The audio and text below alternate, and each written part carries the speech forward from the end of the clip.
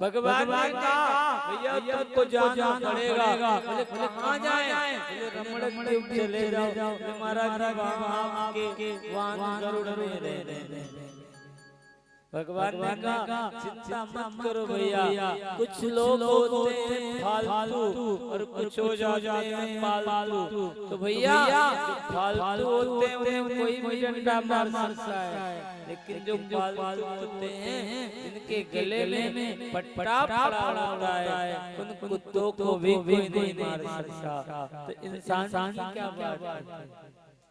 बोले आज तुम कालिया फालतू, आज से तुम्हारे मस्तक पे हमारे चरण में चिन्ह का पट्टा पड़ गया है। तो आज से तुम्हारे हो गए हो फालतू। अब तुम्हारा कोई कुछ नहीं बिगाड़ सकता। भवानी कारणं तत्र सर्वत्र जगदीश्वरा अनुग्रहाणि ब्रह्मा मनमनसे विदेना। महाराज आज से तुम तुम्हारा कल्याण हो। काली तुम इस काली ने को छोड़ कर के रमण चले। भगवान के आदेशानुसार महाराज कालिया ने तुरंत काल में अपने परिवार के साथ काली को छोड़ दिया और महाराज रमण ड्यूटी चला गया।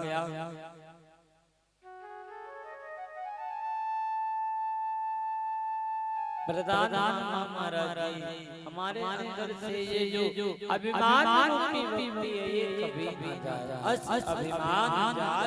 अभिमान भगवान आज भेड़ों का वादन कर रहे हैं। कुंज में बहुत दिव्य अलौकिक छटा है। वररापीडं नटवर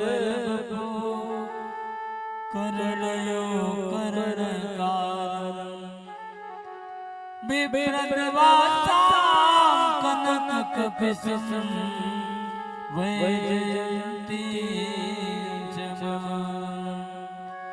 रंधारवेणुदधसुतयो पूरितो ब्रह्मृदे वृन्दारण्यं सुपतरणं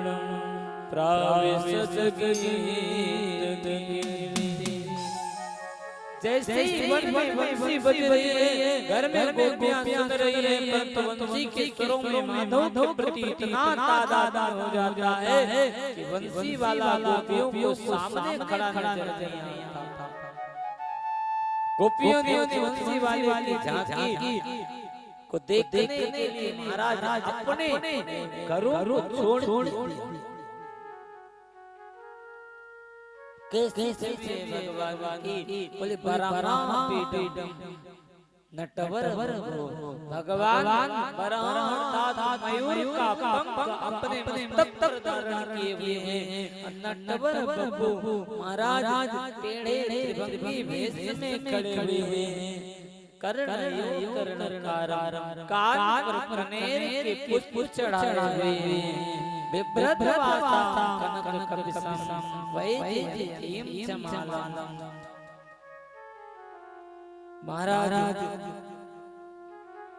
भृगु की अलकावली भगवान की पावन रूप माधुर्य को और सुंदर बना रहे हैं और गले में महाराज वैजयंती की माला इस प्रकार का दिव्य स्वरूप लिए भगवान ने जैसे ही वेणु में फूंक लगाई, रंधार वेणु अधर सुधयो पूरितों को वृंदे। महाराज जैसे ही फूंक मारी बंसी में, महाराज पूरे वृंदावन में वेणु ध्वनि और उस ध्वनि को सुन करके महाराज सारी गोपियां अपनी शुद्ध बुद्ध महाराज बोल वृंदावन सुपतरमण प्राप्त ऐसे मानो इस प्रसंग में भगवान अपनी पक्ष धरता स्वीकार करते हैं और महाराज यही भगवान का पक्ष है कि जो जीव को जब अपनी तरफ आकर्षित करते हैं तो उसे संसार की आपद तक उसे बाधित नहीं कर सकते।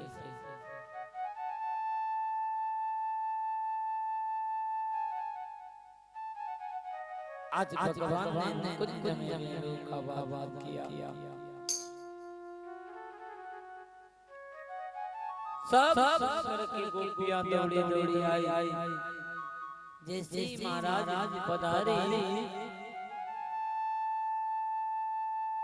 भगवान ने कहा भाई तुम इतनी रात को यहाँ अकेले सब चले आई अपने घर को छोड़कर। ये बात गलत है। गोपियों ने गलत तो है, पहले बुलाते हो और उसके बाद सही गलत का उपदेश देते हो। गोपियों ने कहा चले जाएंगे अपने घर वापस चले जाएंगे। श्याम बंसी में जाते हो, श्याम बंसी में जाते हो।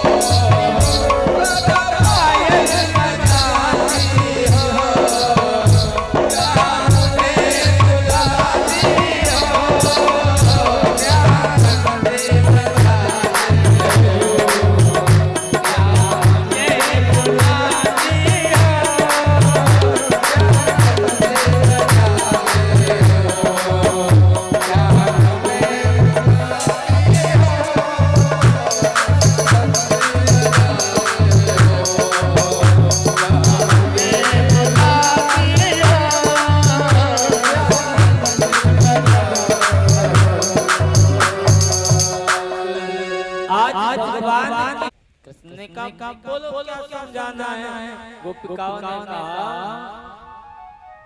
एक नवयुवती का नया विवाह हुआ था, तब तक उसके पति का बुलावा आ गया, जहाँ वो सर्विस नौकरी आदि करता था। उसने अपने पति से कहा वो वापस अपने काम पर जाना पड़ेगा। चित्रकारी गुजरती और महाराज उसी के सामने नैवेद्य आदि करती। बहुत समय बीत गया। एक दिन के बाद उस जातक की पत्नी उसके चित्र के सामने नैवेद्य अर्पण कर रही थी, तब तक उसका वही पति दरवाजा आया। उसने आवाज लगाई तो आज गोपिकाएं कहती हैं कृष्ण से बताओ कृष्ण उस गोपी को क्या करना चाहिए। पहले उसे अपने चित्र रूपी पति का पूजन करना चाहिए अथवा जाकर के अपने वास्तविक पति का दर्शन करना चाहिए। कृष्ण ने कहा अरे गोपियों जिसका चित्र है वो स्वयं आ गया है, चित्र की पूजा की आवश्यकता क्या है। गोपिकाओं ने कहा अब तो तुम हार गए। क्यों? बोले जो संसार है, संसार के जो पति है तो एक फोटो है, चित्र है। महाराज ओरिजिनल वास्तविक पति तो आप संसार के समस्त जीवों के पति महाराज आप हैं। आप आ गए हो तो क्या हमें फोटो रूपी पतियों के सामने नैवेद्य अर्पण करें और इनके साथ रहने के लिए हम अपने आप को उस पति से दूर कर दें जो हमारे जीवन का तत्व है। कृष्ण बहुत खुश हुए। बोले ठीक है गोपियों के साथ महाराज वेणु का वादन किया। वेणु शब्द जो है बहुत विलक्षण है।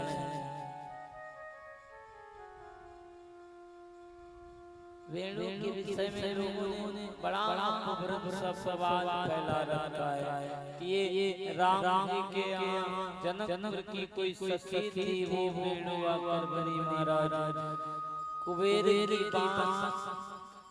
कुबेर के यहाँ बाग में बांस बने और फिर उसे काट कर बंसी बनाया गया। कहीं भैया बांस की बंसी बनती है क्यों? हमने तो कहीं बांस की बनी बंसी देखी नहीं। बंसी जिस लकड़ी से बनती है महाराज वो एक अलग लकड़ी होती है।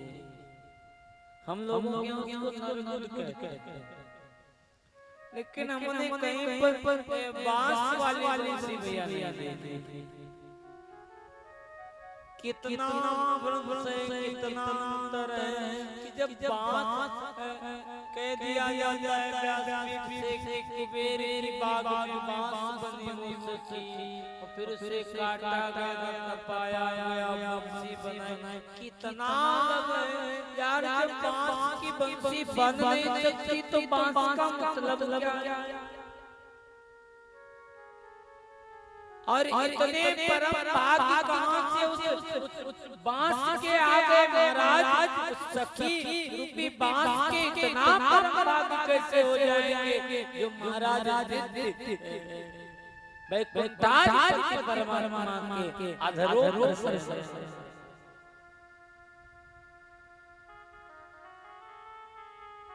शब्द से कहने कितना विलक्षणता है। आप ब्रह्म के तत्व को कितना गिराओगे।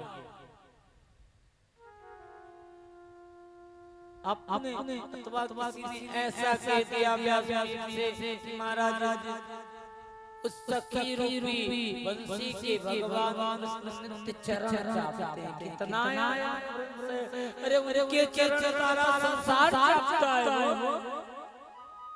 भगवती लक्ष्मी उनके चरणों में निवास करती हैं, नित्य चरण चापती हैं। महाराज वो किसी के चरण चापती हैं, वो भी एक स्त्री थी।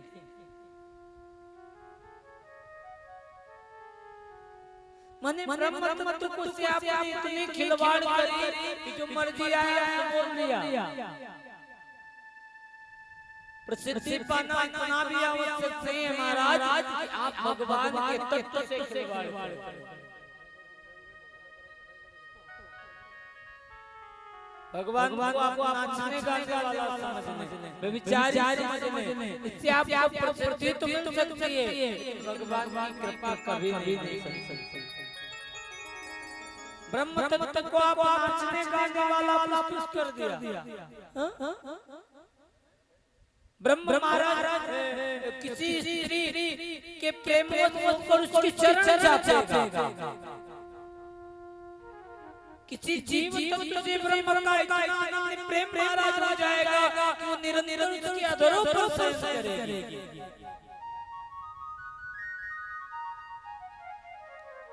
भैया ये सब शब्द कहना एक हमारे सनातन धर्म को तोड़ने का काम करते हैं। सूरज भैया ये सब हमारे पुराणों चर्चित प्रसंगों पर आक्षेप है, टिप्पणी। जब हम ऐसे व्यास से ऐसे अनर्गल बातों को परोसेंगे, आप तो वही सुनेंगे जो सुनाएंगे। क्या ऐसा हो सकता है भगवान किसी तत्व को अपने अधरों पर रख कर जीव के चरण चापते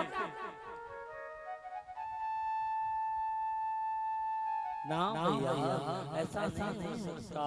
कभी बंसी का प्रकरण आए, कोई कहे कि बंसी जो है वो कुबेर के बाग से बांस आया, बंसी बनी, तो खाली इतना तो काम की बात है कि बंसी भैया बांस से नहीं बनती। बंसी बनाने का एक अलग लकड़ी होती है, बांस महाराज इतनी कॉमन सेंस जैसे सामान्य जानकारी की बात। और फिर जब इससे आप विस्तृत में जाओगे, एक बात ये याद रखो कि किसी का जीव का अगर पुनर्जन्म का प्रतिबंध है, पुनर्जन्म का संबंध है, तो महाराज उसका संबंध जीवात्मा से होगा, किसी जड़ से नहीं होता। बंसी महाराज लकड़ी है, जड़ है महाराज, ये जीवात्मा का विषय नहीं है। और इसी जड़ परमात्मा का अनन्य प्रेम है, किसी अधरों पर प्रेम कराते हैं, तो महाराज वो जीवात्मा नहीं हो सकती, भगवान को पाने का परम तत्व होता है। और बंसी है क्या वो भगवान कृष्ण को सबसे ज्यादा प्रिय भगवान कृष्ण का सबसे ज्यादा समर्पण क्या है, भगवान कृष्ण का सर्वाधिक प्रेम क्या है, महाराज बंसी। लेकिन बंसी है क्या? बोले भगवान कृष्ण का राम का सर्वाधिक प्रेम किससे है? भगवान से।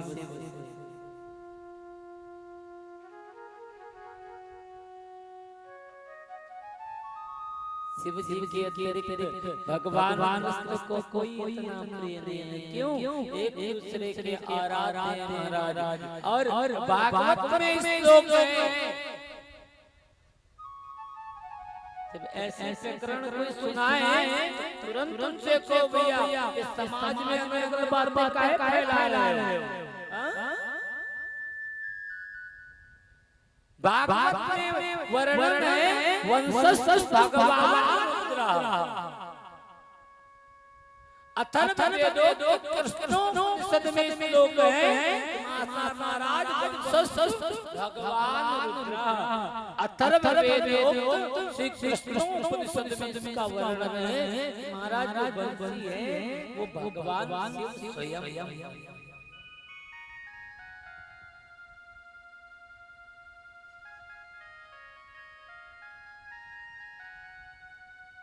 जीवात्मा कोई जड़ से भगवान का कोई तुलना नहीं हो जाएगा।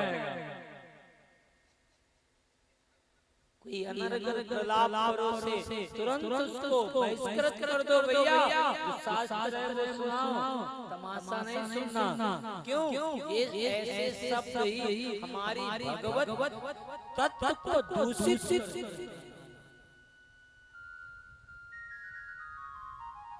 और जब भगवान शिव स्वयं होंगे तो बोलो जो शिव के हृदय से माने हृदय में बंसी के चित्रों से अगर कोई ध्वनि निकलेगी उसका भाव क्या? कि कितने भी शास्त्र, कितने भी पुराण, कितने भी उपनिषद महाराज सब भगवान शिव ने अपने हृदय में धारण किया है। और भगवान शिव रूपी बंसी का हृदय में चित्रों से जब ध्वनि बाहर आती है महाराज, वो ध्वनि अपनी ओर समस्त जीवों को आकर्षित करती है। रज महेश मनमान सराका पाई समूह शिवा का। अरे वो ब्रह्म है, वो ब्रह्म कोई जीवात्मा के पीछे नहीं भागता, जीवात्मा के पीछे भागेगा। उसका परम प्रभु भगवान से उसके साथ निरंतर दर्शन करता है। महाराज उसको किसी तत्व स्पर्श के लिए ऐसे जीवात्मा के मिथ्या प्रलोभन में फंसाना वंशस्थ भगवान रुद्र महाराज अथर्ववेद कृष्णोपनिषद में विस्तार से वर्णन है कि जो बांस ये जो बंसी है महाराज कृष्ण की वो भगवान शिव स्वयं बना।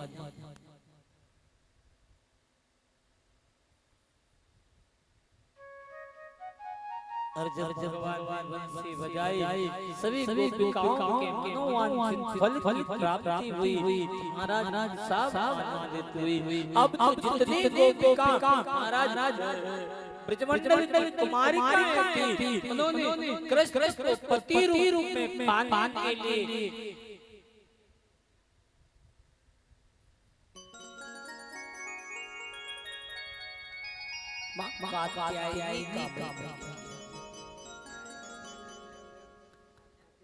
मार्गीस में गोपियों ने मां कात्यायनी का पूजन किया। कात्यायनी माता व्रत करती हैं निरंतर, जब करती हैं कात्यायनी ममा माए ममायो निधीश्वरी नंद गोप सुतम देवी पति में गुरुदेव नमः। कात्यायनी मैया हम आपसे बार-बार प्रार्थना करते हैं कि श्री कृष्ण हमें पति रूप में प्राप्त हो।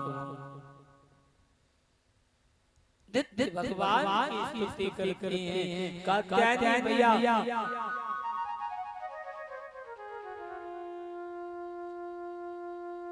पूजन करके गोपिकाओं ने बहुत स्तुति करे। एक दिन गोपिकाएं मान नहीं करना,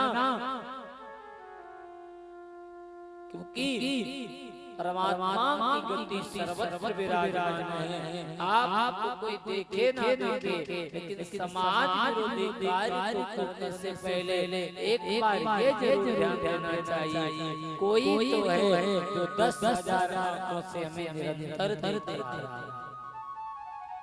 क्योंकि इस परमात्मा की गति सर्वत्र है महाराज, सर्वत्र विराजमान है।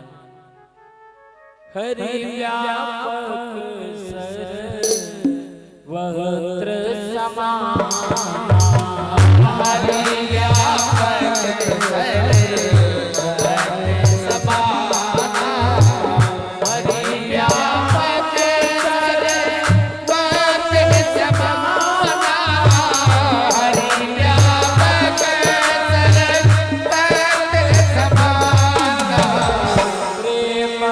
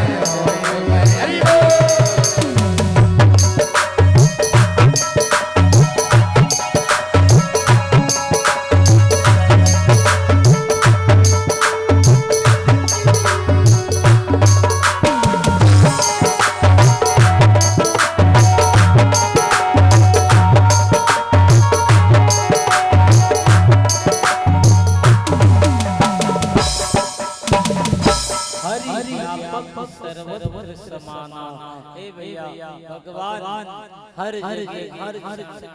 समय विराजमान है। फिर कोई गलत काम करने से पहले एक बार विचार करते। अरे जहाँ पर भैया कैमरा लगा होता है और उस जगह पर लोग अगर खाना चाहते हैं ना महाराज, ऐसे ऐसे करके फाड़ेंगे और देखेंगे कैमरे की तरफ, कैमरे से दूर होकर के महाराज क्यों भैया आप कैमरे की और जहाँ पर भगवान का निरंतर कैमरा 24 घंटे चल रहा है, आप उस कैमरे से डर नहीं लगता? महाराज इस कैमरे से डर लगता है, लेकिन महाराज कैमरे से नहीं डर लगता। गोपिकाओं को सद्ज्ञान दिया, देखो भगवान सर्वत्र विराजमान है, इसलिए कोई भी समाज विरोधी कार्य करना, संस्कृति विरोधी कार्य करना शास्त्रोक्त वर्जित है। इसलिए देवियों आज से संकल्प करो, कोई समाज विरोधी, संस्कृति विरोधी, आचरण विरोधी कार्य करना।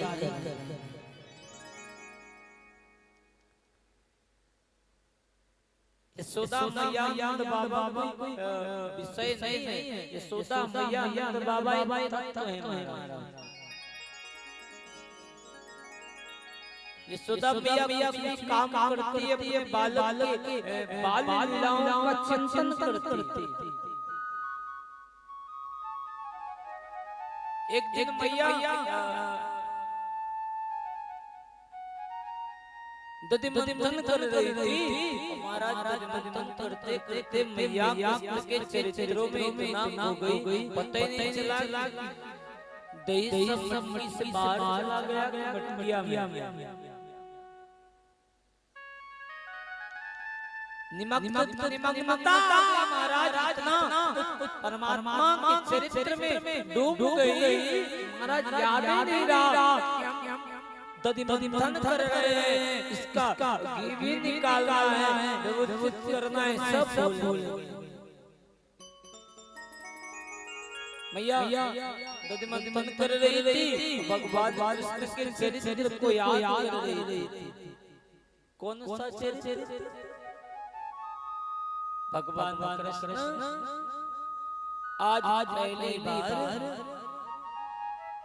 मेरे को मां सबसे संबोधित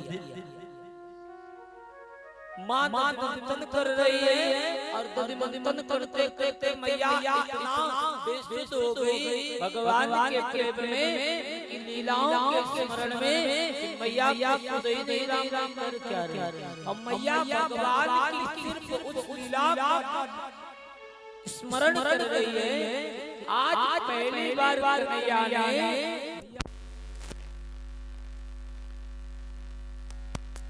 स्मरण में आ रही है महाराज कि आज मेरे कन्हैया ने पहली बार मां शब्द से संबोधित किया। देखो भैया मां के लिए सबसे बड़ा प्रसन्नता का दिन होता है जिस दिन उसका बालक से मां से संबोधित करता है। मैया दधिमंथन कर रही है, स्मरण में कन्हैया की वो दिन की वो घटना आई जब मैया को कन्हैया ने पहली बार मां से संबोधित किया, और मैया की लीलाओं में डूब गई, पता ही नहीं चला महाराज मैया पता ही नहीं चला कि हम दधिमंथन कर रहे हैं। मथानी तेज चल रही है, धीमी चल रही है, कहीं कहां जा रहा है, कहां जा रहा है, घी ऊपर आया नहीं आया, मैया बेसुध हो गई भगवान की लीलाओं याद कर रहे हैं। कमल लगे मोहन मैया मैया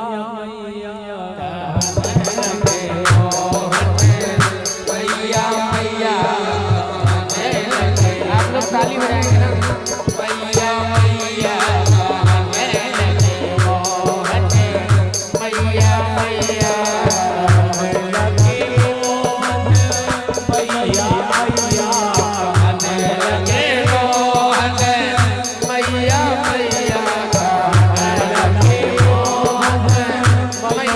मैया मन लगे मोहन मैया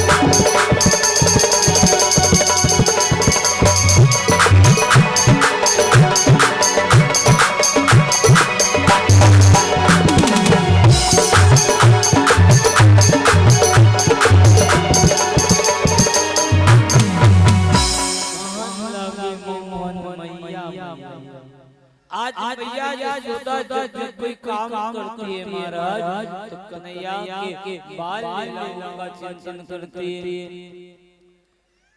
एक भगवान कृष्ण गौचारण करने के लिए गए थे और गौचारण करके वापस जब आए जाते समय तो महाराज जिधर से जिस गली से निकले तो सब तरफ की गलियों से महाराज भगवान की बढ़िया सुगंध आ रही नयन का लगता है महाराज पूरी बनी रही। आज इनके घर पकौड़ी बनी रही। कुछ लोग हो कि नाम बिल्कुल तुम ट्रांसमीटर समझो निकल जाए अगर मोहल्ले में से तो बता दें कि आज इनके घर प्याज पकौड़ी बनी, आज इनके घर कटहरे बनी। तो नैया अपनी ताकत ऐसी से पूरा मोहल्ला मांग रहा भैया हैं। आज भगवान कृष्ण आए यशोदा मैया पकवान बना रही थी और पकवान बना रही मैया जब देखा कन्हैया ने तो आज मैया से कहा मैया आज कोई मेहमान आ रहा है अथवा कोई उत्सव है। मैया ने कहा बाबा सो जा। बाबा के पास आए, बाबा से पूछा, बाबा ने भी कहा जाओ मैया सो। मैया बाबा मैया बाबा मैया 6-7 बार हुए आई साथ मैया कलछी से निकाल रही थी पकौड़ी बस मैया बताओ पहले तैयारी का है। अरे मैया ये आज नया उत्सव इसलिए मनाया जाता है।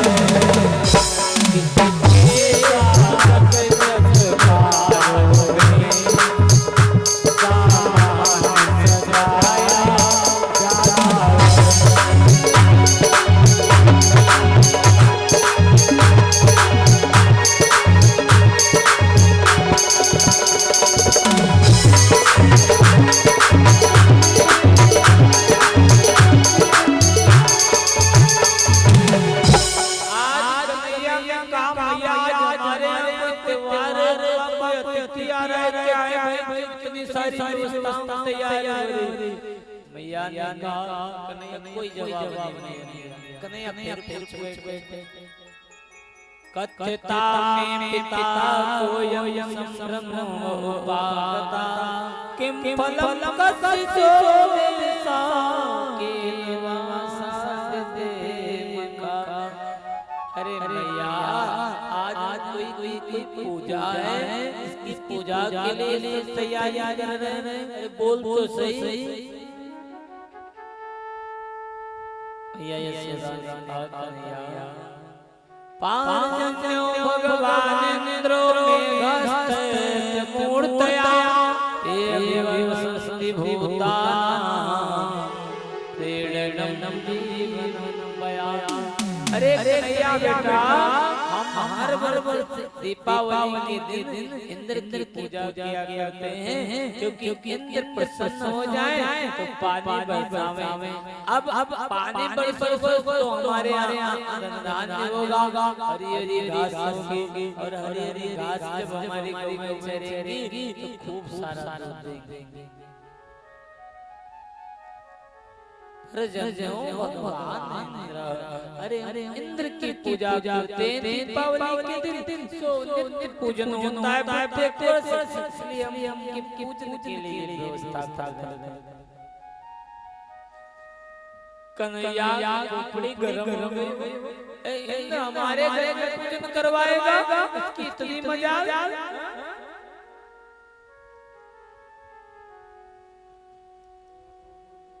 कन्हैया अरे इंद्र पूजन करवाता है ये तेरे किसने बोल दिया?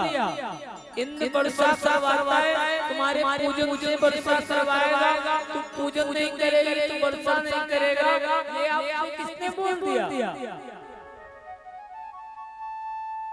कर्मणा जायते जन्तु कर्मणैव विधीयते सुखं दुःखं भयं क्षेमं कर्मणो वा विपद्यते। ए भैया जो प्राणी जैसा कर्म करेगा कर्म के अनुसार परमात्मा का वैसा ही प्राप्त होता है उसे। और भगवान को भैया प्यारी तरह उसे जैसे सामग्री आप प्रदान करोगे वैसे भंडारा बना करके समाज को पवाएगा। अरे भैया ये इंद्र की पूजा मेरे समझ में नहीं आई।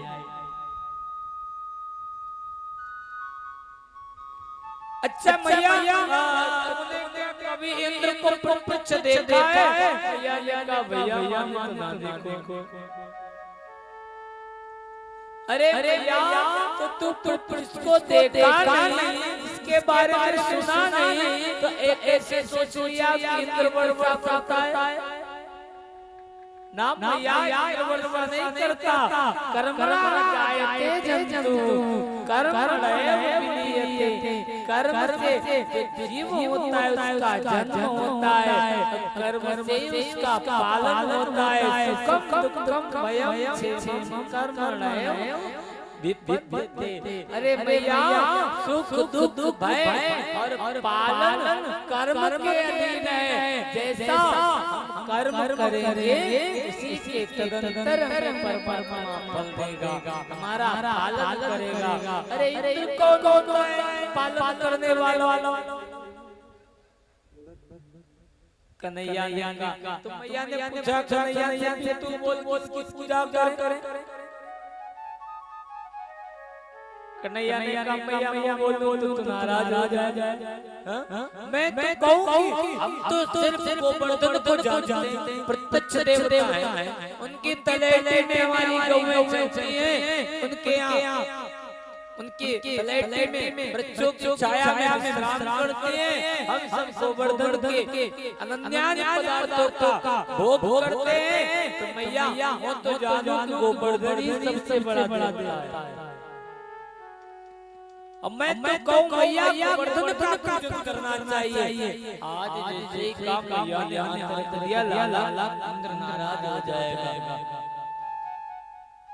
कन्हैया ने कहा भैया हमारी मैया ऐसे मैया अब की बार इंद्र का पूजन ना हो।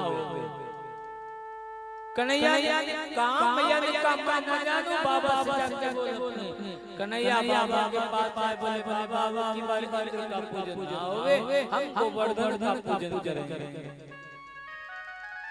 नंद बाबा ने डांट दिया, अरे लाला तेरी मति मारी गई है कि हम इंद्र का प्रयास करेंगे, पूजन नहीं करेंगे, रुष्ट हो जाएंगे।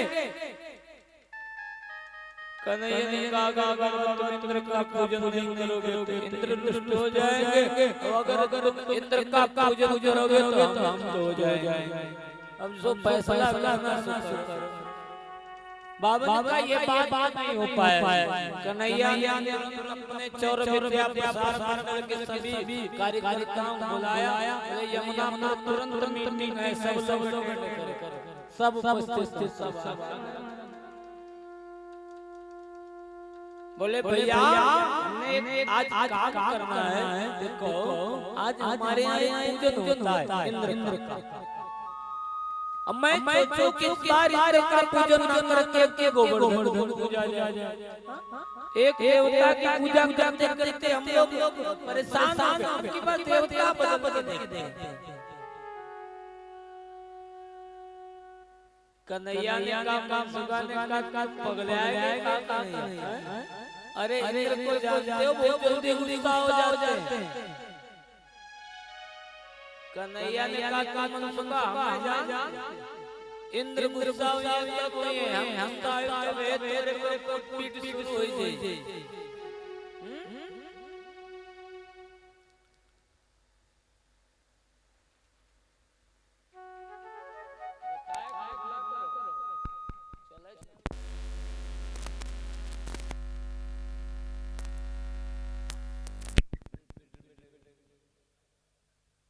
सारी समस्या को कन्हैया सुलझाता है, तो क्यों नहीं बात की मानते? हम सब सहमत हैं, अब बार गोवर्धन की पूजा हमने इंद्र को देखा। अच्छा कन्हैया बात क्या देवता पूजा करवाने के लिए आएगा? बोले विश्वास रखो, देवता प्रकट होकर तुम्हारे पूजा का प्रसाद खाएगा, मेरी जिम्मेवारी। अब तो सारे इंद्र की पूजा किए, साल कभी इंद्र को देखा नहीं। चलो गोवर्धन बता रहा है प्रकट हो के आएगा, ठीक हम सब ठीक। बोले ठीक तो है भैया, लेकिन हमारे घर के बूढ़े दादी बाबा तो मान नहीं रहे। मंगल ने कहा कौन बड़ी बात, यही बूढ़े ठोकरा ये तो ले सामान है। इंद्र पूजा करता है, लड़ी हम मछिया बैलगाड़ी हम जोते, बैल चारा पानी हम करे, बैलगाड़ी बैलों को हम जोते, सामान की टोकरी उठा के हम रखे। महाराज बैलगाड़ी कुछ बूढ़े दादा बाबा को उठा के हम उठाए बैलगाड़ी। अगर हम न जाए तो जाएंगे कैसे? सब लोग है नहीं बैठो अनशन पर धरना, जब हमारी बात मान जाएंगे तब हम चलेंगे। अब महाराज पूजन का समय हो गया और लड़का याको गांव में। नंद बाबा बड़े परेशान हुए, नौ नंदों को बुलाया, बोले भैया बैलगाड़ी कौन मचावे, कौन बैलों को लावे, कौन इस सामान रखे, बालक तो सब गायब। बोले बालक गए कहाँ? आज सभी नवनंद आए, देखा बालक सब बढ़िया यमुना के किनारे बैठे पेड़ के नीचे अनशन लगाए। बोले क्या हुआ भैया, पूजन के लिए नहीं चलना? बोले पूजन इसका करो जाकर, हमसे नहीं मतलब। नवनंदों ने कहा कन्हैया नाराज है। अरे क्या चाहता है तू? कन्हैया ने कहा इस बार गोवर्धन की पूजा होगी। सभी नवनंदों ने कहा अरे नंद बाबा, अरे जब कृष्ण कह रहा है इस बार हम गोवर्धन की पूजा कर लेते हैं। हा?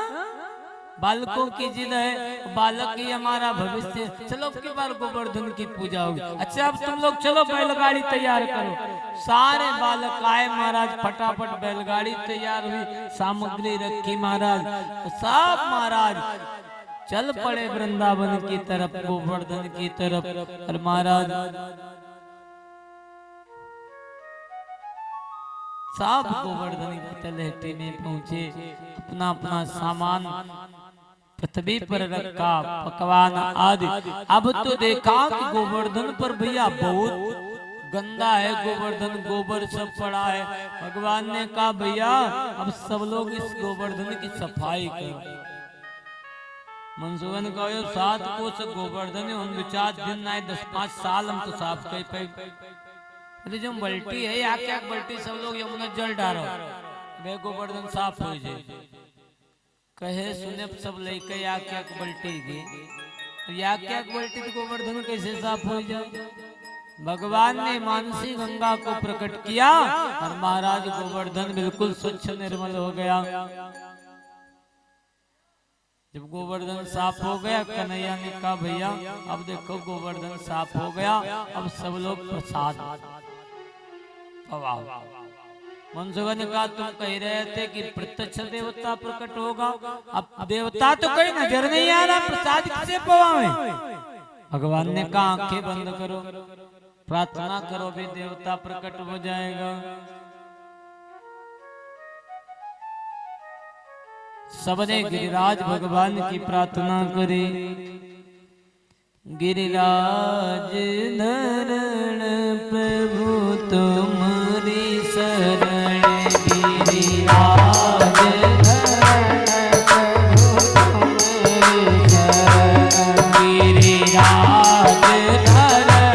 प्रभु तुम्हारी शरण, गिरिराज धरण प्रभु तुम्हारी शरण, गिरिराज धरण प्रभु तुम्हारी शरण, गिरिराज धरण प्रभु तुम्हारी शरण, गिरिराज धरण प्रभु तुम्हारी शरण, गिरिराज धरण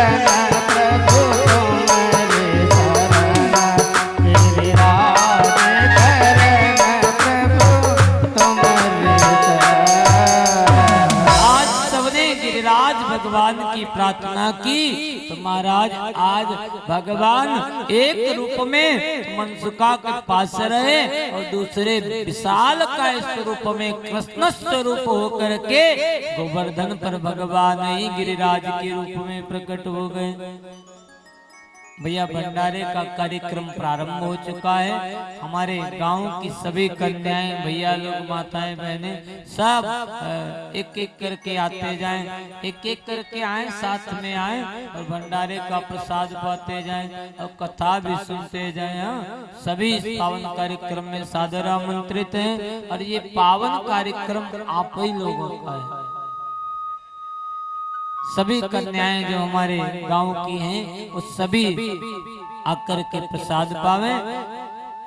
देखो सत्यनारायण भगवान का प्रसाद छोड़ने की वजह से पूरी कथा सत्यनारायण भगवान की प्रसाद छोड़ने की वजह से। और देखो एक बात मैं पुनः स्पष्ट कर दूं, इस भंडारे में हमारा एक पैसा नहीं लगा है। आप लोग चिंता नहीं करना। भंडारा कर रहे हैं जितिन भैया, आशीष भैया, बाबा, सरवन बाबा और हमारे रमाकांत त्रिवेदी चाचा, इन सब लोगों के द्वारा ये अमरेंद्र शुक्ला, इन सब लोगों के द्वारा ये भंडारा हो रहा है। अखिलेश का भंडारे में एक पैसा नहीं लगा है, चिंता नहीं करना।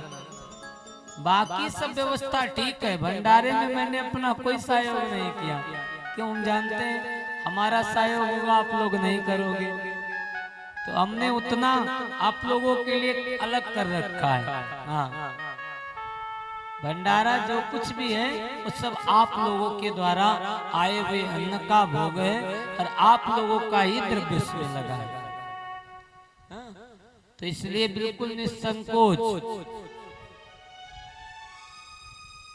आज सारे ब्रजवासी महाराज प्रार्थना किए, भगवान कृष्ण स्वरूप होकर के गोवर्धन पर प्रकट हुए। कन्हैया ने कहा आंखें खोलो, सबने आंखें खोली, देखा वास्तव में वाह भैया वाह, तुम्हारा देवता फिर बड़ा सच्चा है। हा? अब सब भैया थोड़ो थोड़ो पुआ तोड़े तो चढ़ाए। कन्हैया ने कहा यो का कह रहे भैया, प्रसाद ऐसे चढ़ा हो जाओ। अरे महाराज टोकरी उठा उठा के चढ़ाओ गोवर्धन के मुख में। मनसुखन कहने लगो यार ठीक, पूरा दिन आज पूरी पूर्णमासी हुई गए, अब हम ये सब टोकरी चढ़ा दे, फिर महाराज हम का खाओ? पहले कहने तुम चढ़ाओ।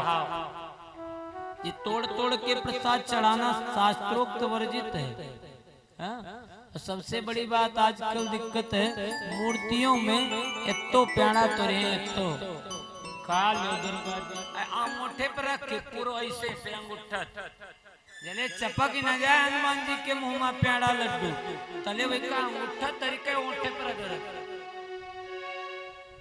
कल्पना करो तुम्हारे मुंह में ऐसे कोई रसगुल्ला रखा है और फिर अंगूठा तेने धर के धकिया दे, तुमका कैसे लगे? महाराज मार बैठे हो तुरंत है। देवता के मुख में प्रसाद आदि नहीं लगाना चाहिए, क्योंकि जिससे आप थोड़ा सा पेड़े का टुकड़ा मुख में लगा दिया, महाराज पहले तो चींटियां उन पेड़े को खाएंगे मीठे को, और फिर मूर्ति में जो मिष्ठान लगा है महाराज, उस मिष्ठान के सारे मूर्ति में छेद कर देते हैं और मूर्ति महाराज क्षरित हो जाती है। इसलिए यद्यपि सही बात तो ये है, शिवलिंग के अतिरिक्त किसी मूर्ति को छूना नहीं चाहिए। अब लेकिन ये बात तो बड़ी मुश्किल है, लेकिन कम से कम छू लो तो मूर्ति में नाहे लगाओ, जल चढ़ाओ शंकर जी पर। अब तो लोग अगर दुर्गा जी बैठी हैं बढ़िया सब वस्त्र श्रृंगार करे, बल्टी तेने लौटा जल दुर्गा जी पर चढ़ा दे, हनुमानों जी पर लोटिया चढ़ा दे लोग। सारे देवताओं को महाराज आचमन कराया जाता है, जल सिर्फ भगवान शिव पर और सूर्य नारायण को ही चढ़ाया जाता है। ऐसा नहीं कि आप वस्त्रों को उनके गीले कर दो महाराज, उनके ऊपर एक दो बाल्टी पानी छोड़ दो, ये शास्त्रोक्त विधान नहीं है। आज कन्हैया ने कहा तोड़ तोड़ के प्रसाद चढ़ाना ठीक नहीं है, सब चढ़ाओ। अब बेचारे गोपाल मरते का न करते सब चढ़ाने लगे। और महाराज सब की टोकरी खाली हो गई। गोवर्धन भगवान ने सब पान कर लिया। और जब पान कर लिया अब टोकरी में कुछ बचा नहीं। मनसुखा बोलो महाराज बड़ा अच्छा देवता प्रकट हुआ।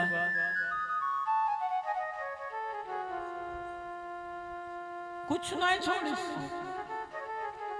कन्हैया ने कहा चिंता न करो, भोजन कराया है, आचमन कराओ। प्राणाय स्वाहा, अपानाय स्वाहा, व्यानाय स्वाहा, उदानाय स्वाहा। अब आचमन भी कराया गया। बोले अब प्रार्थना। मनसुखा कहने लगो सवेरे प्रार्थना कर रहे हैं, आते समय सूखी गई प्रार्थना करते करते। और जब कोई काम काज हुए और जब कोई फंक्शन घर में हुए, पूजा हुए, सवेरे का बनती घर में? का बन? खिचड़ी बनती। खिचड़ी है तारी बस। और खिचड़ी के जिंदगी करती 2 घंटा, 2 घंटा बाद सब पानी। अब महाराज मनसुखा कान लोग कुछ सवेरे दिखाए नहीं। कन्हैया प्रार्थना तुम त्यारादय करा चुको, या प्रार्थना हमारी हो जाए। बोले करो प्रार्थना, अब टोकरी पुनः भर जाएंगे। मनसुखा कान लोग ठीक, अब देवता खा चुका तो का उल्टी करी का कन्हैया? बोले नहीं तुम प्रार्थना कर। अब बेचारो मनसुखा कान लोग लागत कन्हैया की नजर हमारी टोकरी पाए। अब पुआ पूरी तो गे, टोकरी हमारी बढ़िया है। अभी वही समय टोकरी बदल ले। तो मनसुखा अपने पायन के बीच में अपनी टोकरी रखे। महाराज हाथ जोड़े खड़े हो। कल देखे रहे टोकरी तो कम से कम ना है, अदला बदली हो। फिर से प्रार्थना करी महाराज मैं तो गोवर्धन को जाऊं मेरे वीर, ना माने मेरे मनवा। मैं तो गोवर्धन को जाऊं मेरे वीर, ना माने मेरे मनवा। मैं तो गोवर्धन को जाऊं मेरे वीर, ना माने मेरे मनवा। ना माने मेरे मनवा सखीरी, ना माने मेरे मनवा। ना माने मेरे मनवा सखीरी, ना माने मेरे।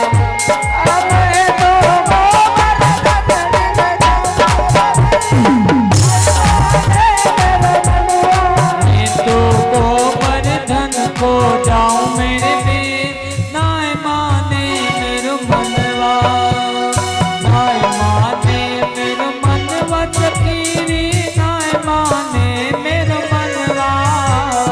नाय माने मेरो मनुआ सखीरी, नाय माने मेरो मनुआ। मैं तो गोवर्धन को जाऊं मेरे वीर, ना माने मेरे मनवा। मैं तो गोवर्धन को जाऊं मेरे वीर, नाय माने मेरो मनुआ।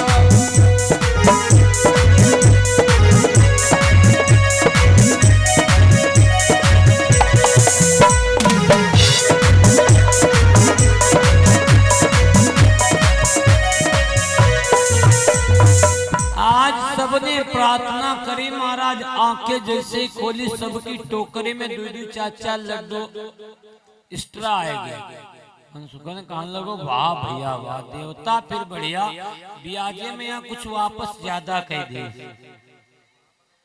सब ने वहीं पर गोवर्धन की तलेटी में महाराज विश्राम किया और वहीं पर सब लोगों ने निवास किया। महाराज गोवर्धन की तलेटी में सारे ब्रजवासी आनंद से रह रहे हैं। वहीं पर नंद बाबा की एकादशी का व्रत पड़ा और एकादशी का व्रत नंद बाबा ने किया।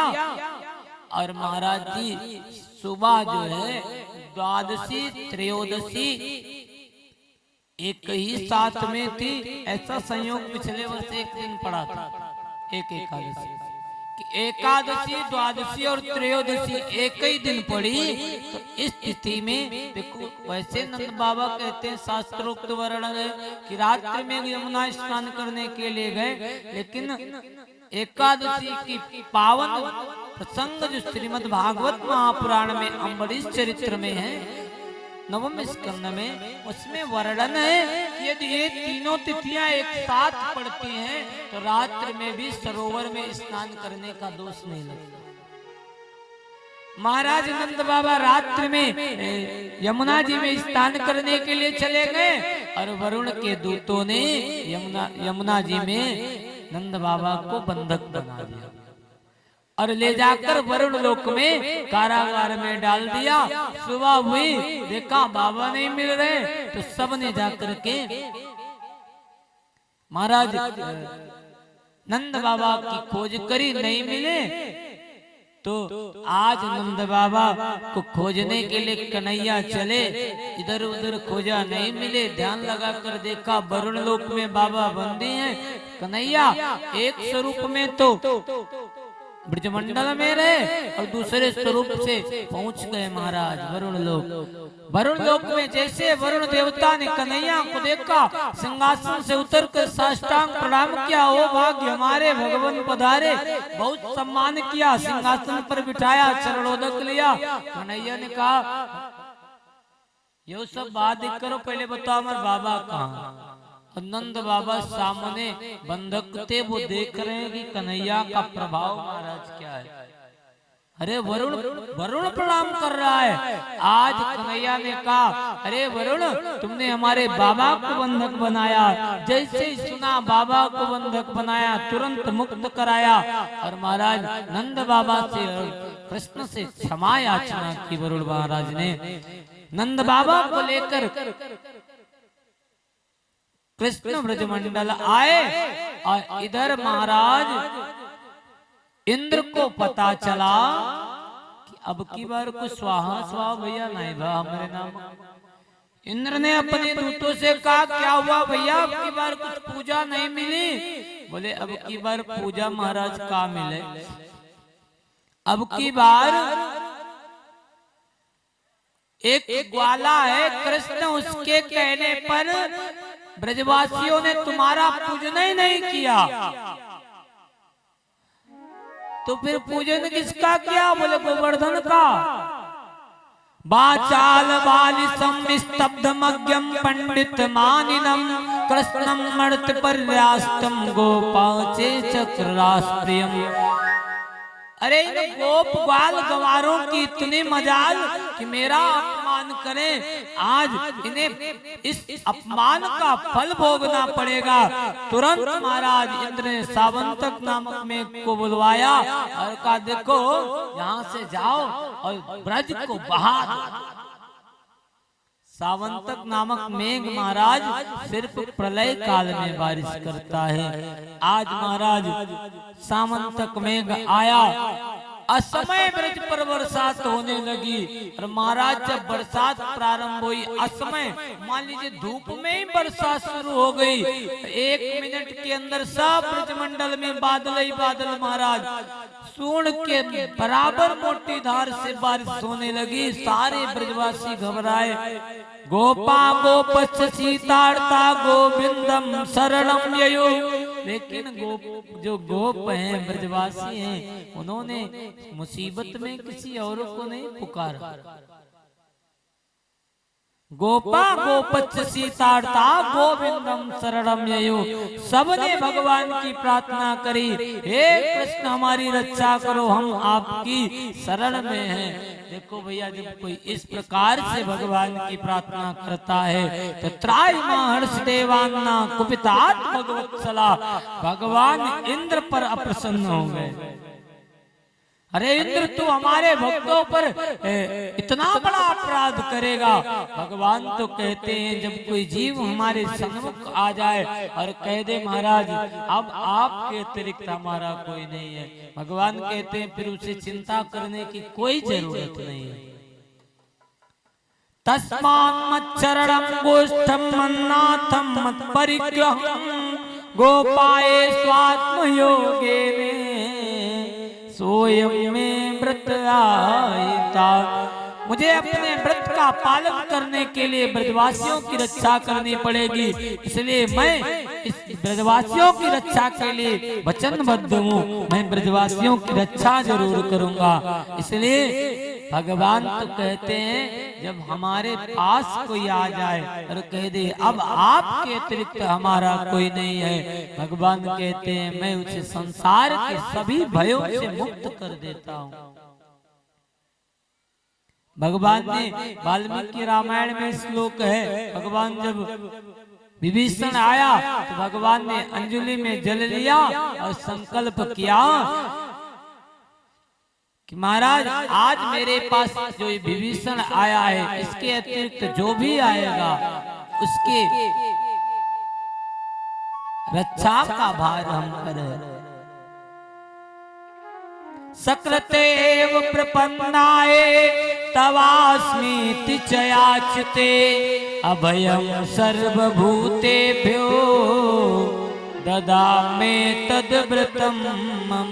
सकृतेव प्रपन्नाये, जीव आकर के सिर्फ हाथ खड़े करके कह दे गोविंद अब हमारा तुम्हारे अतिरिक्त कोई नहीं है, तो भगवान कहते हैं जैसे उसके अंदर ये भाव आता है तो भगवान कहते हैं तवास्मीति च याचते, और याचना करता है प्रभु अब हमारी रक्षा करो।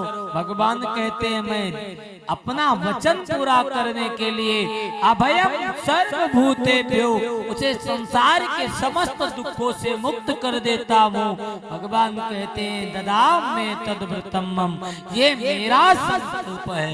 तो आज सभी गोपवासियों ने कृष्ण से फरियाद करी, प्रार्थना करी। भगवान कृष्ण ने कहा चिंता नहीं करना, हमने जिस देवता की पूजा करी है वही हमारी रक्षा करेगा। सारे ब्रजवासियों को गौओं को लेकर महाराज कृष्ण आज गोवर्धन की तरफ चले। जब चले तो कृष्ण ने कहा देखो भैया ऐसे चलना ठीक नहीं है। फिर बोले यहीं से गोवर्धन भगवान की स्तुति करो। गिरिराज धरण प्रभु तुम्हारी शरण, गिरिराज धरण प्रभु तुम्हारी शरण, गिरिराज धरण प्रभु तुम्हारी शरण, गिरिराज धरण प्रभु तुम्हारी शरण, प्रभु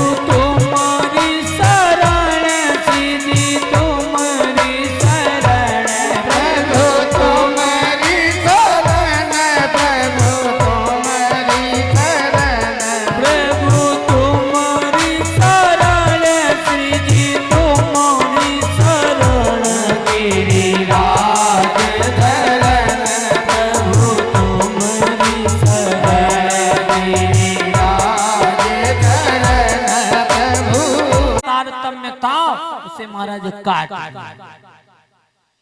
क्यों भगवान ही सब कुछ बने। खम वायुम अग्निम सलीलम महीम च, खम वायुम अग्निम सलीलम महीम च।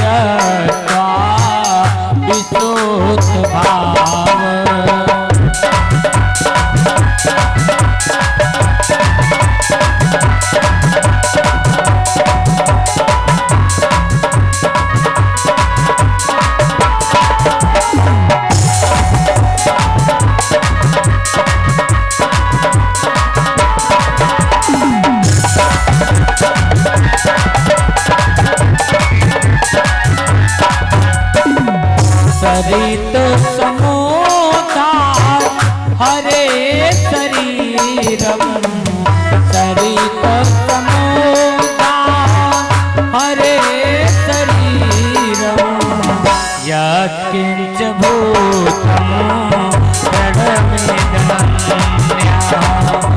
यत्किंच भूतं प्रणमेदनन्या।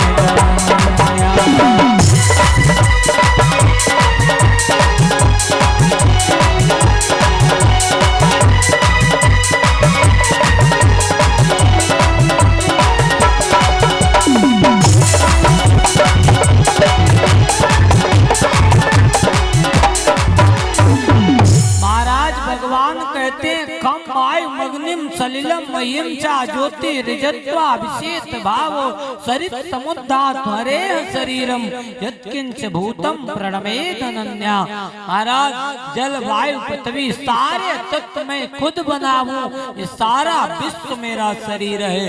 तो महाराज आज भगवान कहते हैं भगवान ने जो जल वाला कनेक्शन था वो काट दिया जल खत्म। सावन तक लज्जित होकर इंद्र के पास पहुंचा और कहा महाराज जी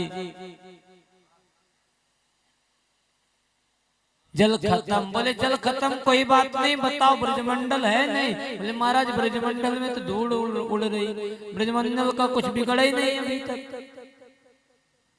इंद्र को भगवान के परम तत्व का ज्ञान हुआ। भगवान ने पुनः 7 दिन के बाद में गोवर्धन को यथोचित स्थान पर रख दिया। और महाराज जी जब भगवान ने गोवर्धन को रखा कौसप्तहायनो बाल क्वा महा द्रविधारणम ततो नो जायते शंका ब्रजनात्म तवात्मजे। सभी के मन में संदेह हो गया कि भगवान कृष्ण हैं, भगवान है कृष्ण, साधारण नहीं है। तो ब्रजवासियों को भगवान ने पास में बुलाया। तो ब्रजवासियों ने पूछा भैया ने तू भगवान बा? बोले भैया हम भगवान ना है। ये बोले ये मत करो, अब तो देख लिया ना 7 कोच का गोवर्धन तुमने उठाया। बोले ऐसा नहीं, जब तुम लोग आंखें बंद किए थे तो गोवर्धन भगवान ने हमारे कान में एक मंत्र फूंक दिया।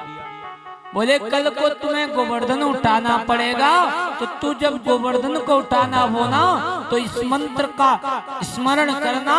तो जितने भी ब्रजवासी गोप होंगे उनका सारा बल तुम्हारे में आ जाएगा और मंत्र शक्ति से बल के आकर्षण के द्वारा तुम इस गोवर्धन को उठा ले।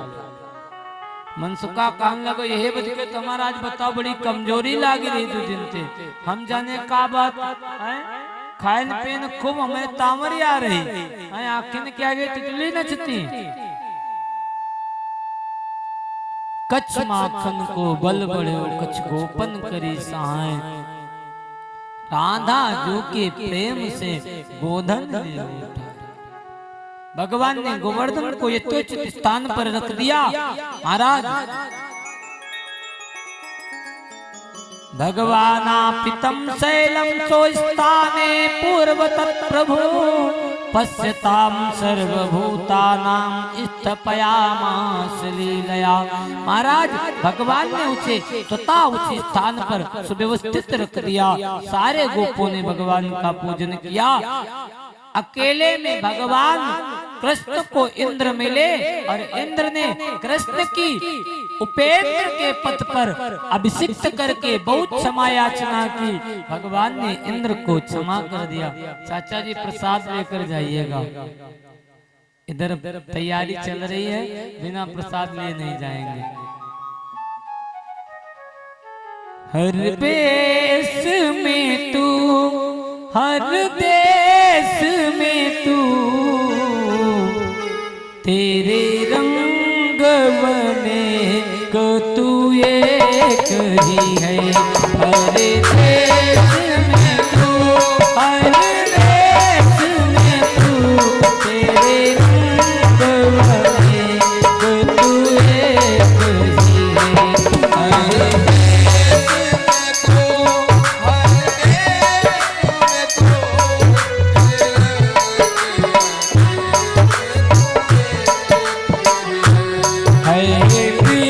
स्वरूप राम अमर धरा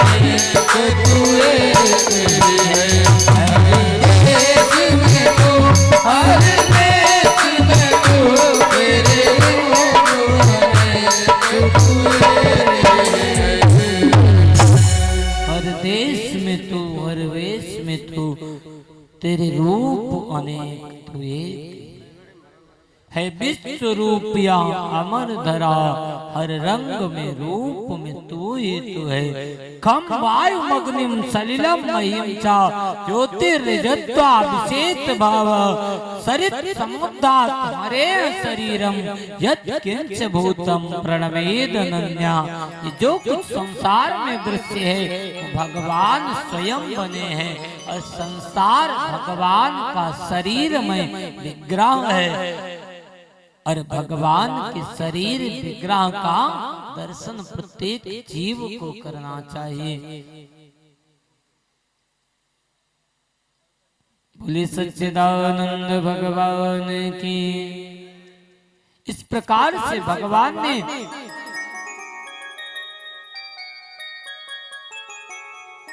इंद्र ने जब भगवान की प्रार्थना करी तो कहा देखो भैया इंद्र तुम हमारी दीन मत्सलता में विक्षेप बनकर आए हो। विशुद्ध सत्वम तव धाम शांतम तपोमयम सुस्त जता स्मरस्कम मायामयो हम गुण संप्रभावो न विद्यते ते गुणानुबंधा। हे प्रभु कहते इंद्र प्रार्थना कर रहा है, कहता है प्रभु हम तो बहुत नालायक हैं, हम आपकी वृत्ति को समझ नहीं पाए, जड़ बुद्धि के कारण हम आप पर भी संशय करने लगे। अरे हम तो राजा हैं, रजोगुणी होकर के आपका प्रभाव समझ नहीं पाए। हे त्रिगुणात्मक प्रपंच को धारण करने वाले परमात्मा, अपने इस दास को क्षमा करो। मामैश्चर्षि मदान्धो दण्डपाणिन पश्यति तं ब्रह्मासि सम्प्रदभ्यो यस्य चेतासनुग्रहम्। जिसके ऊपर मैं अनुग्रह करना चाहता हूँ, भगवान कहते हैं उसका सर्वप्रथम अभिमान तोड़ देता हूँ। जाओ देवराज इंद्र, तुम्हारा कल्याण हो। अभिमान से रहित होकर अपने अधिकार को स्वीकार करो। सुरभि गाय के दुग्ध से इंद्र ने भगवान कृष्ण को उपेंद्र के पद पर अभिषिक्त किया और भगवान का एक नाम पड़ गया, गोविंद। अहम इंद्रो हि देवानां त्वं गत्वा इंद्रतां गता, गोविंद इति लोके त्वां गच्छन्ति भुवि मानवा। इंद्र क्षमा याचना करके प्रस्थान करता है। दशमी को इंद्र गए और दूसरे दिन ही परमात्मा ने भी बड़ी प्रसन्नता से सभी गोपों के साथ में पावन अपने अपने धाम को प्रस्थान किया। इस प्रकार से भगवान ने गोवर्धन लीला का पावन प्रकरण श्री सुखदेव भगवान ने परीक्षित को सुनाया। देखो भैया, गोवर्धन क्या है? गो माने इंद्रिय, वर्धन माने उनकी शक्ति का बढ़ा हुआ स्वरूप। जब इंद्रिय तत्व को जीव विस्तार से प्रभावित कर लेता है तो जीव को इंद्रिय तत्व ही विषयाशक्ति से बचा सकता है। आप अपने किसी भी एक इंद्रिय की साधना कर ले महाराज, एक इंद्रिय आपके वश में हो जाए महाराज, उस एक इंद्रिय की शक्ति से जीव का कल्याण हो जाए। ये इंद्रिय संवर्धन का प्रकरण जो है हेप्नोसिस का है। हेप्नोसिस में इंद्रिय साधना के विषय में ही बताया जाता है, जिसमें आपके पूरे शरीर की ऊर्जा जो है वो किसी एक बिंदु पर निर्धारित करके साधना की जाती है। और जब उस जातक का कोई सात में से कोई एक भी आज्ञा चक्र जागृत हो जाता है महाराज, वो सर्वत्र जयी हो जाता है, सब कुछ जानने वाला हो जाता है। आने वाला आपका जन्म क्या होगा? बहुत प्रोवाइड खून है जो दौड़ रहा है, उसका ग्रुप बताया जा सकता है अंक शास्त्र से। और बताओ महाराज, मृत्यु निर्धारित की जा सकती है महाराज, आप क्या करोगे जीवन में ये निर्धारित हो सकता है। हमारे ऋषियों ने, हमारे महापुरुषों ने जो ग्रंथों का निरूपण किया है महाराज, उन ग्रंथों में कोई ऐसा तत्व छोड़ा नहीं जो हमारे लायक, हमारे सामाजिक कार्य के लिए उसके विषय में बताया ना गया।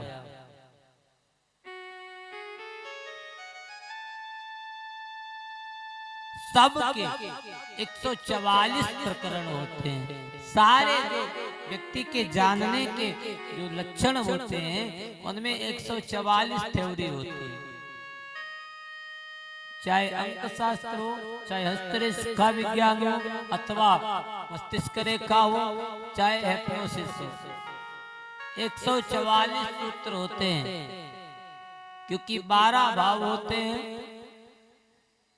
तन धन परिवार, माँ पुत्र शत्रु पत्नी मृत्यु भाग्य,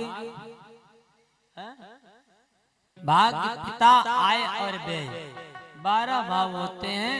और 12 भाव में महाराज ग्रह कितने? 9। 12 भावों के 12 प्रभावित विकल्प होते हैं, तो 12 में 144। 144 थ्योरी है प्रत्येक क्षेत्र में, चाहे हस्तरेखा विज्ञान हो, चाहे ज्योतिष हो, चाहे मस्तिष्क रेखा हो, अथवा हिप्नोसिस, माइंड रीडिंग। लेकिन भैया ये बड़ा गहन विज्ञान है।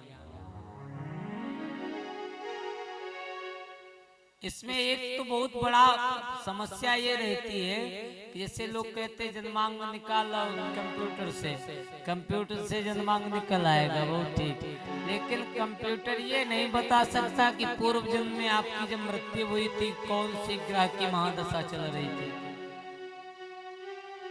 और जब तक महाराज पूर्व की महादशा नहीं निकलेगी, भुक्त दशा जिसे कहते हैं, तब तक जन्मांग का फलादेश कोई कर नहीं सकता।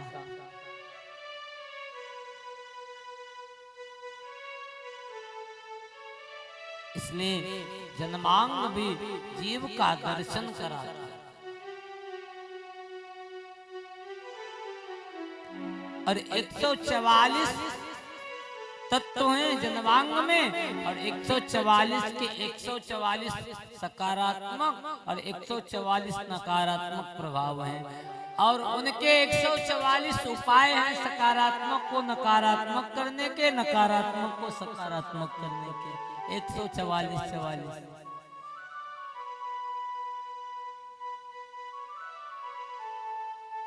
क्योंकि अब आप ये सोचो कि 12 भाव ही क्यों हैं? क्योंकि सूर्य हमारे यहाँ 12 है।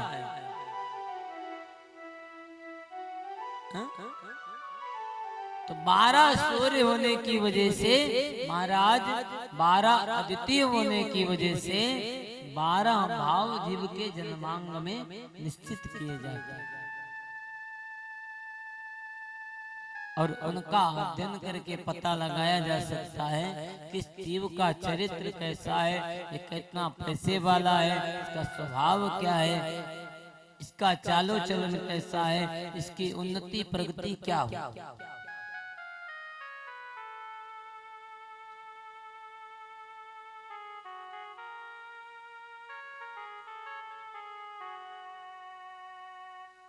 अब तो जांच आ गई है, ज्योतिष में अगर गर्भ धारण हुआ है और बताने वाला है तो महाराज ये बता सकता है कि गर्भ में कन्या है अथवा पुत्र।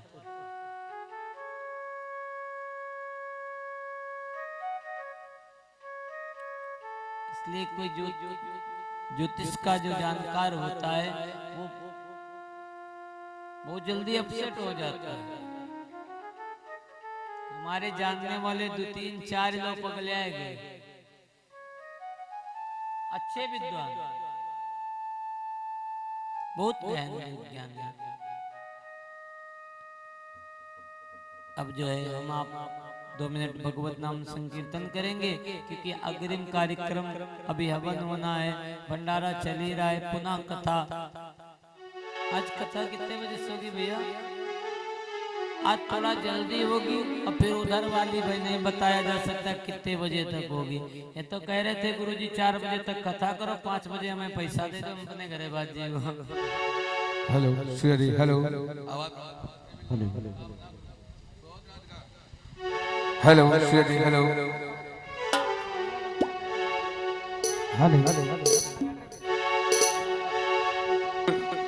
किशोरी कुछ ऐसा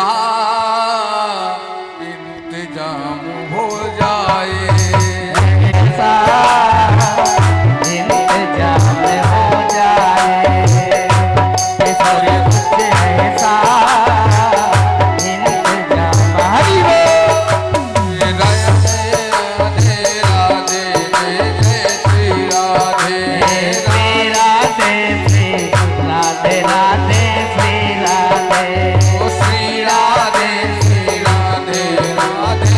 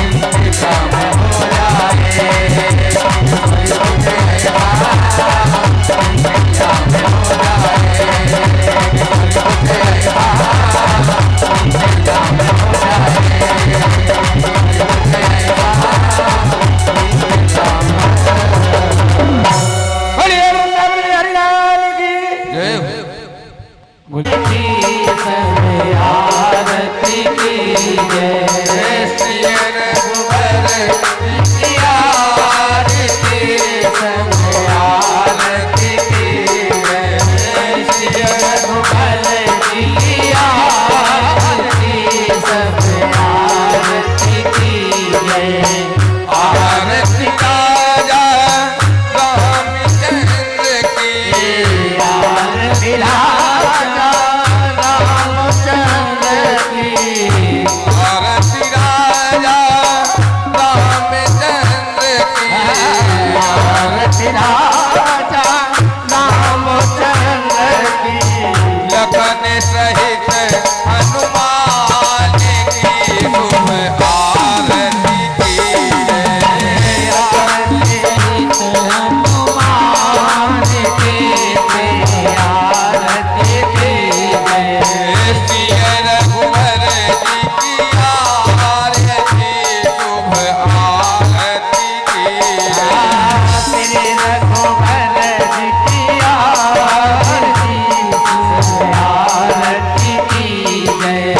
आरती राधा कृष्ण चंद्र की आरती राधा कृष्ण चंद्र की आरती राधा कृष्ण चंद्र की आरती राधा कृष्ण चंद्र की कृष्ण सहित बलराम की शुभ आरती की जय। कृष्ण सहित बलराम की शुभ आरती की जय। श्री रघुवर जी की आरती शुभ आरती की जय। श्री रघुवर जी की आरती शुभ आरती की जय। आरती ब्रह्मा की आरती विष्णु की आरती ब्रह्मा की आरती विष्णु की आरती ब्रह्मा की आरती विष्णु की आरती ब्रह्मा की आरती विष्णु की अरु शंकर भगवान की शुभ आरती की जय। श्री रघुबर जी की आरती सब आरती की जय। श्री रघुबर जी की आरती सब आरती की जय। करुणापकारम संसार सारम भुजगेन्द्रहारम सदा वसंतम हृदयारविन्दे भवं भवानी सहितं नमामि।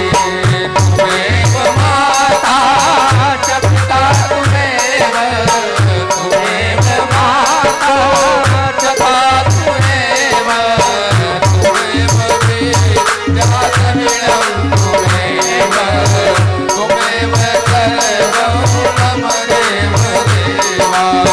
श्री रघुवर जी की आरती शुभ आरती की जय। श्री रघुवर जी की आरती शुभ आरती की जय। श्री रघुवर जी की आरती शुभ आरती की जय। श्री रघुवर जी की आरती शुभ बोलिए व्यास महाराज की जय। बोलिए महाभारत पुराण की जय जय हो।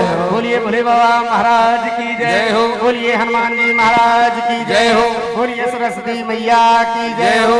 बोलिए अपने अपने माता पिता की जय जय हो। बोलिए गुरुदेव भगवान की जय जय हो। बोलिए शेरवाली मैया की जय हो। बोलिए राधा रानी सरकार की जय हो। हरि ओम शीतले तम जगन्नाथा शीतले